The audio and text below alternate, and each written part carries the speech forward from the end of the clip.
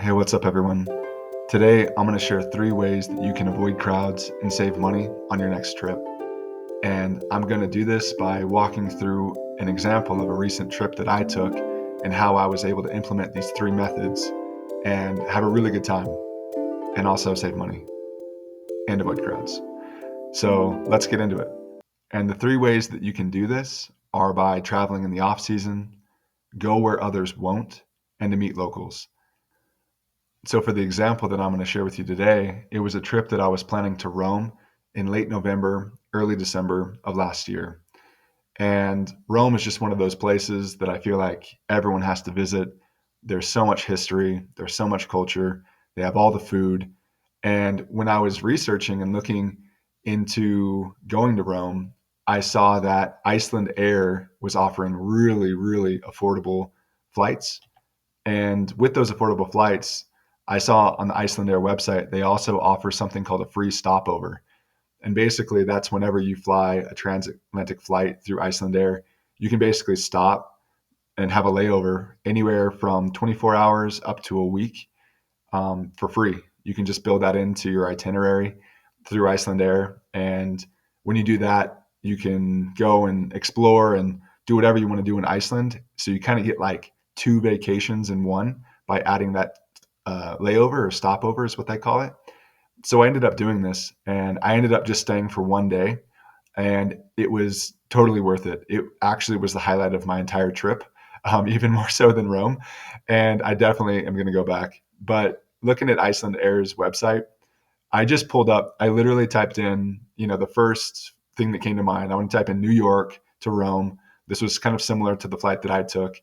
For this example, I put in a 2-day stopover just for the example. And look at the cost. This is a one way, but the total cost to have this flight from New York with a layover in Iceland for 2 days and then on to Rome is $266. And you might think like, what? Like that? How can that be? Is Icelandair like a budget airline like Ryanair or something like that? And no, it's not. I initially thought that it was going to be kind of like a crappy flight, that the seats were going to suck, that maybe you wouldn't be able to recline, that there'd be all kind of baggage restrictions. But if you've watched my other videos, which you should just carry a backpack if you can, to avoid a lot of that hassle anyways. But the flight was actually amazing. They had really great service. The seats were really comfortable. They had a lot of really good entertainment, including on the flight, like on the speakers when you were just boarding and putting your seatbelt on and waiting for everyone to get on board. They were playing amazing Icelandic music like Sigur Ros. And if you've never heard Icelandic music like postmodern rock, just take a second, pause this video, and open up this song specifically from Sigur Ros. This was playing in the plane, and this is one of my all-time favorite songs. I knew it was going to be a good trip when I was on the plane and listening to that. And when I was planning on my layover in Iceland, I was planning on just staying for 24 hours. And I thought, oh, okay, well, what can I do? What's close to the airport? And if you've ever looked into Iceland, if you've ever been there, you've probably heard about the Blue Lagoon. It's the most famous hot springs in all of Iceland, and Iceland is known for all of its hot springs. And it's amazing. It just looks really beautiful, and it's right next to the airport. So I thought, oh yeah, I mean, maybe I could do that. That would be nice. So I looked up online, and it was about $100 to go to the Blue Lagoon. It could include a round trip bus that would take you from the airport to the Blue Lagoon and back for $58. So the total cost would be $163. And this leads into my next point of go where others won't. So when I was planning to go to Iceland and go to the Blue Lagoon, there was a volcanic eruption just a few days before my flight. And because of this, they closed down the Blue Lagoon due to safety reasons. I thought it would have been kind of cool. The water would have been a little extra warm, warm your backside a little bit more.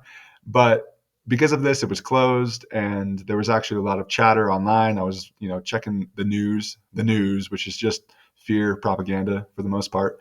But they were saying that, if you have trips planned to Iceland, you might want to cancel it because it might not be safe and yada, yada, yada. But that's the whole point, is that if everyone's telling you not to do something and not to go somewhere, there's madness in crowds. There is. And typically, if everyone else is going right, I'm the kind of person that wants to go left. So that's my second point, is that when everyone else is feeling fearful, you just need to, you might feel a little fear yourself, but you have to have courage and just do what other people won't do. And because of this, you'll be able to avoid crowds and save money. And because the Blue Lagoon was closed, I ended up looking into other hot springs options in the Reykjavik area, somewhere close to the airport, someplace that was open. And I found this one. It was $93 for their kind of like entry fee, and that also included a bus transfer. And they had something called the 7-step ritual, which sounds kind of like hippy dippy, and it actually looked pretty amazing. Like looking at the pictures, seeing that it was right up next to the ocean and had like an infinity pool. And so I was planning on going there, and I was actually looking forward to it. And that brings me to my third point. I was really keen on going to one of these fancy, kind of expensive hot springs. But when I actually got to Iceland, I ended up taking just a local bus that was a lot more affordable, called the Fly Bus, that runs regularly. And I was talking to the bus driver, and I was just asking him, hey, what do you recommend? I was planning on going to the Blue Lagoon, but it's closed. And he was sharing with me about, what was going on with the volcanic activity and how this happens often and it's nothing really to be worried about. I asked him, hey, what do you recommend? Where do you think I should go? And he recommended that I go to this place. So I took the bus driver up on his recommendation, and he recommended I go to this local community center that included hot springs and a whole bunch of other things.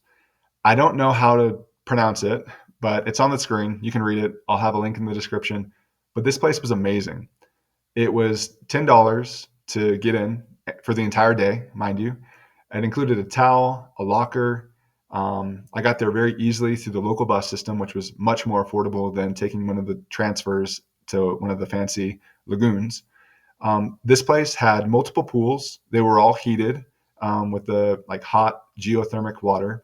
They had multiple hot tubs that all had different temperatures, ranging from like kind of warm to like scalding hot, like 44 degrees Celsius, 114 degrees Fahrenheit, which felt amazing. And you could also go into the cold plunge, which, going back and forth, it was actually amazing. It was like painful at the time, but it felt so good after. They also had a sauna, steam room that you could go into whenever you wanted to, come in and out. They had a gym. They had showers with soap, lockers. They give you the towel, and they had a lobby with a bunch of reading material, like with pamphlets and material on like, hey, are you in Iceland for a short time? This is what you should do. And it was helpful. It gave me instructions on like, hey, you should walk to this part of town if you're only here for a day. These are the things that you can see. Here are the museums. Here's what's free. So it was actually really helpful. And they had free coffee. And so this was such a good deal. And I wouldn't have known about it unless I had talked to that local bus driver. And if you compare this to the Sky Lagoon, which I was fully planning on going to, it's a fraction of the cost. It was about $100 and included that 7-step ritual that included things like, you can go to the lagoon, and then you can go to the hot tub, and then you can go to the cold plunge, and then the sauna, and then the steam, and yada, yada, yada. Well, I was able to go to this like local community center with a bunch of local Icelandic people and do this 7-step ritual as many times as I wanted. Because when you go to those fancy lagoons, they kind of just shuttle you through. Like you go through the process, like you go here, and then you go here, and then you go here, and then you go here. And then you're done. You can't go back and do it again. But at this place, I could do it as many times as I wanted. So I would go in and out of the hot tubs, in and out of the cold plunge, in and out of the sauna. And that just ended up being like my own 7-step process that was way better